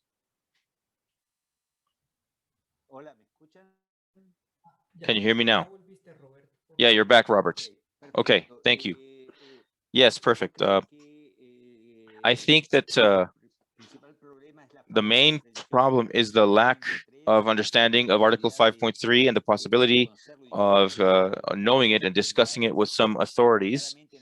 Clearly, in the case of Brazil, the Ministry of Justice does not have an understanding of 5.3 as they do in the tobacco control community. What has been said in these presentations around this project, together with the ministry in Brazil and Philip Morris and BAT and a prestigious university in Brazil. So the first job is that. The difficulty is in the lack of understanding of the link between Philip Morris and this initiative of BAT, for example. And second comment that I wanted to make is, I think tobacco control has to first incorporate some new players, and among the new players, I would say, are criminalists and specialists who are dedicated to study the characteristics of organized crime, which are precisely the ones that the Philip Morris project and BAT are requiring. They are looking for these specialists to do the Philip Morris narrative on the organized crime, both national and transnational. So I see in the experience of Brazil that Philip Morris hired specialists to build the narrative on organized crime according to the vision of Philip Morris, and the community, the tobacco control community, has to look for those specialists to help us to build the narrative of how the industry has or is doing organized crime and illegal trade. So we need to progress a step ahead of these measurements and look for specialists in organized crime who can speak our language. Thank you. Thank you, Roberto, for your comments. CCI, please. Thank you for the chance. The main challenge in Ethiopia is, the contract agreement, which has been signed by the government of Ethiopia and the Japan Tobacco International. That agreement gives a privilege for the tobacco industry to participate in lawmaking process, and particularly on the tobacco bills and including the excise tax. So tobacco industry use that chances sometimes to comment on the laws and policies drafted and give their feedbacks. And also they use, the front groups, including outgrowers, tobacco outgrower farmers, and they present their cases until public hearing. The other challenge we face in Ethiopia is the memorandum of understanding between the tobacco industry and the Customs Commission. The tobacco industry, as I mentioned in the presentation, they inflated the magnitude of tobacco illicit trade in Ethiopia up to 45% national base, but that number is far from the truth, as scientific evidences and independent evidences showed that. However, they use as an advantage, and they enter into the agreement within the Customs Commission, and also they're working to promote their products through different outlets following that MOU, and also they provide trainings for police commission and custom staffs, so they promote their workers. The other thing they try to another advantage, and they tried to freely distribute sanitizers and other personal protective equipment. However, the tobacco control, anti-tobacco control, tobacco control committees are countering them and try to stop that work. Even the knowledge of the public officials is very low regarding to the protocol, as well as Article 5.3. Due to that, most interferences is happening in Ethiopia. Overall, the tobacco industry interference in Ethiopia is growing since the government has withdrawn from the tobacco business. These are some of the challenges from Ethiopia. Thank you again. Muchas gracias, CCI. Thank you, CCI, and to all the panel members and from the experiences in their countries, we apologize on behalf of, due to time zone changes and agenda, they had to disconnect. They couldn't join us until the end of the webinar, but the questions that were targeting them will be sent to them and they will answer them. So just to close this section and give way to the last segment of the webinar and try to articulate the answers, which is core points. Well, although it would seem obvious, to reiterate the existence not just of instruments, but also the organizations that exist to provide support in the implementation, in this case, in the protocol for illicit trade. So, in the framework convention as well, and with the players that are part of this universe of the mechanisms and tools for tobacco control are present. And this is a topic which is core, connecting with Dudley's interventions and the UNDP. It's regarding, this is multi-sectoral and interregional, and to leave the responsibility and the framework convention for tobacco control, this is a great limitation in responsibility for a single authority, and this concerns authorities in transparency, anti-corruption agencies, customs, and a countless number of players that integrate the public powers of each one of the states that are now part of these instruments and that are on their way to ratifying, which is one of the major challenges that exist. So with the ratification of the protocol, and so Dudley and Rosa shared instruments that, well, the party states that are in this path can address when counteracting the tobacco industry. As Adriana Blanco mentioned, the tactics apparently do not cease. So this is the dialogue that is used, and for the agendas in public policy, climate change, the right to food, this is apparently endless, but this protocol are instruments that inspire other agendas for this towards the Sustainable Development Goals. And with the interventions of the countries, challenges will always exist. And each of the panelists were categorical in mentioning this, especially facing COP9 and MOP2. This is going to happen virtually.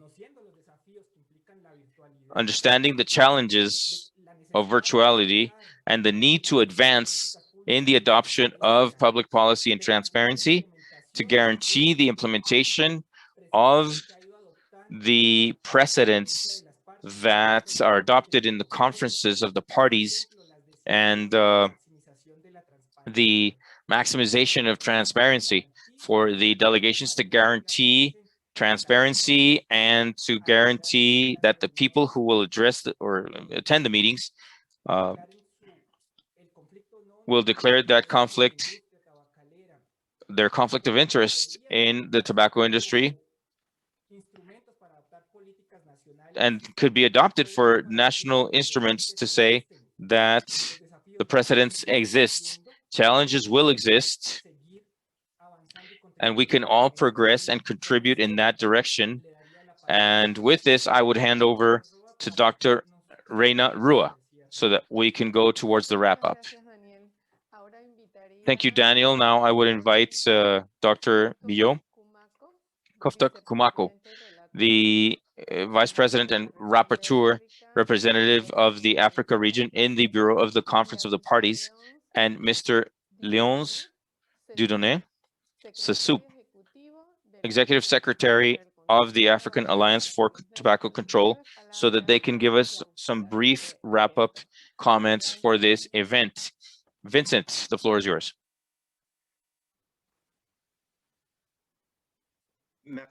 J'aimerais remercier Roa pour tout. Thank you so much. I would like to thank everyone to have held this webinar. It was a fantastic occasion.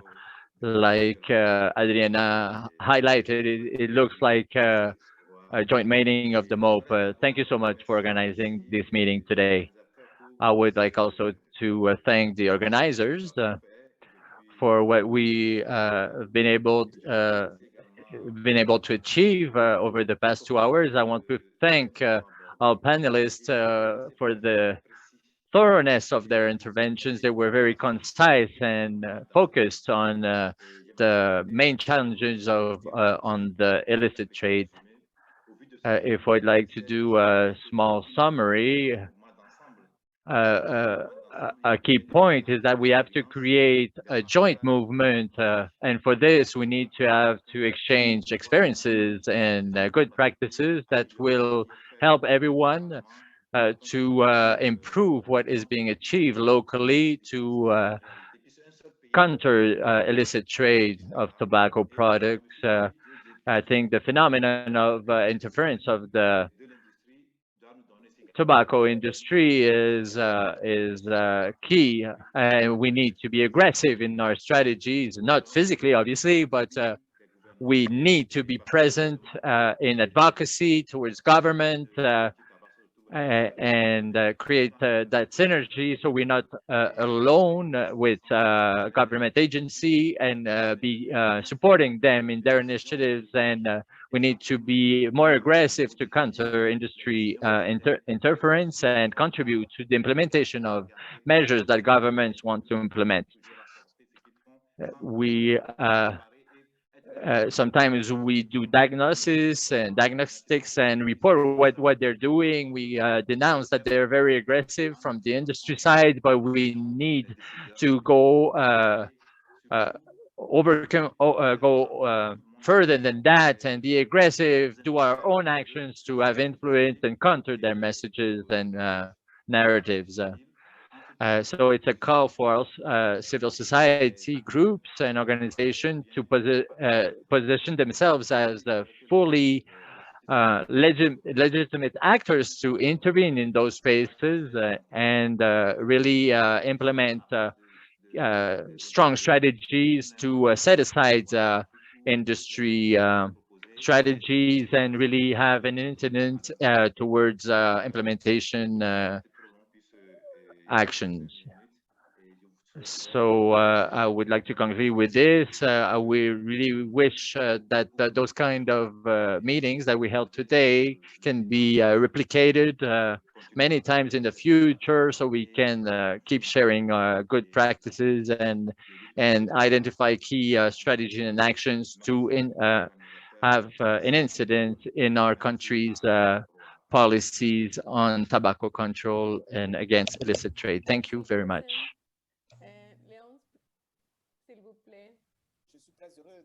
Thank you so much to give me the floor. I'm very happy to be present with you. There are some it was a great opportunity for us to welcome you to and host this webinar. I want to thank all panelists. I would also thank Reina for the moderation.